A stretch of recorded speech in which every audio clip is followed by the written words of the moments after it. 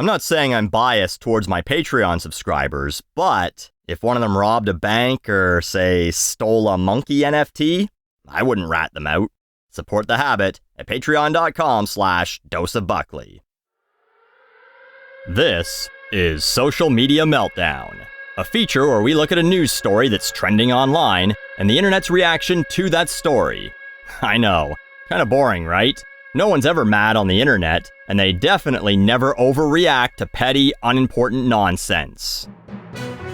Tonight's top story: after 2 years of collaboration by several hundred animators, musicians, voice actors, and other talent, a fan recreation of the original SpongeBob SquarePants movie was released on YouTube. Titled The SpongeBob SquarePants Movie Rehydrated, the creators claim the entire movie has been remade from the ground up, with all new visuals and sound, as a tribute to the creator of SpongeBob, Steven Hillenburg, who passed away in 2018 at the age of 57 of Lou Gehrig's disease.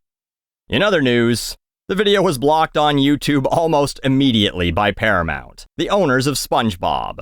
As you could probably guess, like every other fan creation, no one thought at any point within those 2 years, maybe we should get permission to do this before we spend hours upon hours making this. And the people who have been following this project, but also don't know anything about copyright and intellectual property laws, were furious.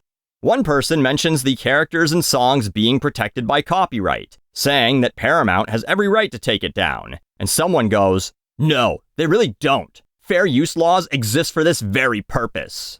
The sad thing about this is that they followed every rule of it being fair use, from not only recreating every scene, but going as far as to recreate all the audio. Besides the source material, everything in this video is unique, yet it got copyright striked anyway.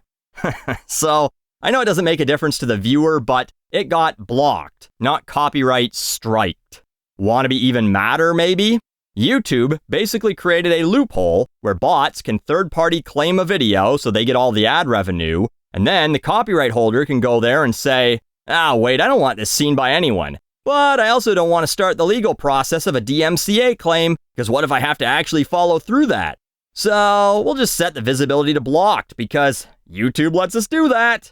It's happened to me a few times. It's really shitty when it happens to things that follow fair use. Except, this isn't really fair use.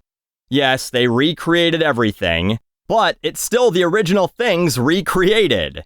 Someone owns the script, the songs, the characters. If me and my friends remake an episode of It's Always Sunny in Philadelphia with very minor changes, that would never fall under fair use. Fair use is for things like reviews or commentary, news reports, teaching, or parody. If you want to equate this to something similar in, say, music, this is a cover. Covering a song, remaking it yourself, even if you change it a little, doesn't fall under fair use. You have to pay royalties to the original writers, musicians, etc. So then, some people, including the creators, tried to argue that it is parody. Does the movie technically count as a parody? And if so, is it at least somewhat legal? I think in the disclaimer, for when it was on YouTube, they specified that it was a parody. And yes, in the video's description, it says this: everything, including both visuals and sound, was originally created for this feature and falls under parody law. Parody law! There is no such thing as parody law. Fair use covers parodies. However, this isn't a parody. Some of the animation definitely feels like it's a joke, but it's a recreation, an homage, as I said, a cover. Making something called Loofah Bill Longshirt would be a parody. This would be like if Weird Al, instead of doing, say, Like a Surgeon, just sang Like a Virgin, with pretty much no changes, and then said, "It's a parody." Someone's gonna go, but what about his polka medleys? And because of the severely transformative nature of those, he's using a very short portion of a song, like just the hook, singing it in a completely different style, and the music is entirely different, played on an accordion, and he mashes up like 10 songs in 4 minutes. That's different. But actually, he does get permission and pay royalties for those, even though he claims he doesn't have to. Because I bet he just doesn't want to have to deal with being sued and some judge going, well, actually, they did write those lyrics, and they own those, so You owe them for the 12 seconds you sang them in your medley. The very opening of the fan movie, they sing the SpongeBob SquarePants theme, word for word. That's copyright. The movie has virtually nothing that would make it copyright infringement, and Paramount still got paranoid. I don't even think Fox or Nintendo got angry over the steamed hams animations and the Kirby Reanimated project.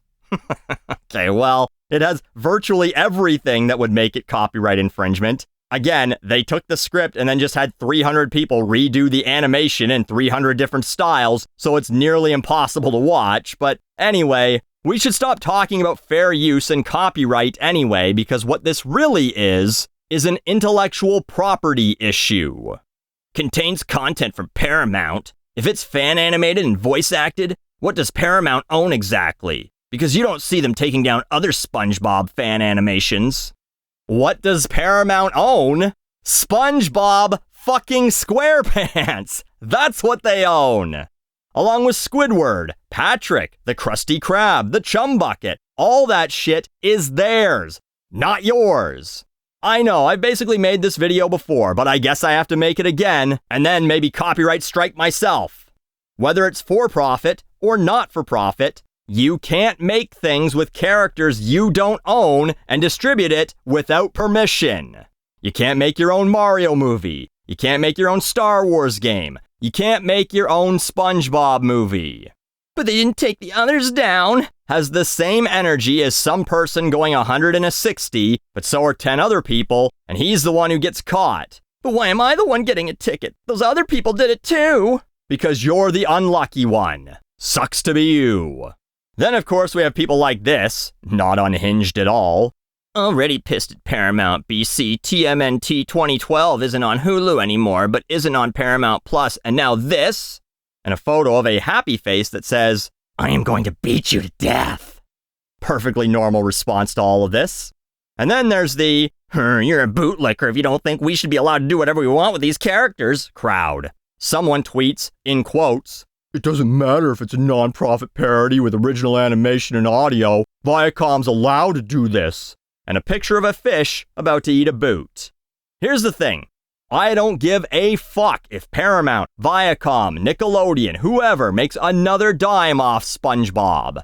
What I care about, as someone who actually follows fair use rules and gets fucked all the time by corporations, is that assholes on the internet don't go around screaming, but it's fair use, when something isn't, ruining it for the rest of us. I remade an entire movie and claimed it's a parody. That's fair use, right? No, it's not. Stop fucking it up for everyone else. And then we have the people claiming that Paramount has no respect for the fans. Does not surprise me Viacom didn't respect SpongeBob's creator about no spin-offs and what happened after he died. Poof, here's our new SpongeBob series announcement. I mean, they can't even be bothered to respect Steven Hillenburg's wishes. Do you think they'd have an ounce of respect for the fans?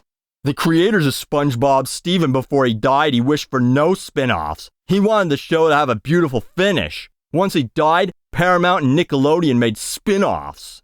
So hold on a sec. You're telling me Steven Hillenburg didn't want other people fucking around with his creations?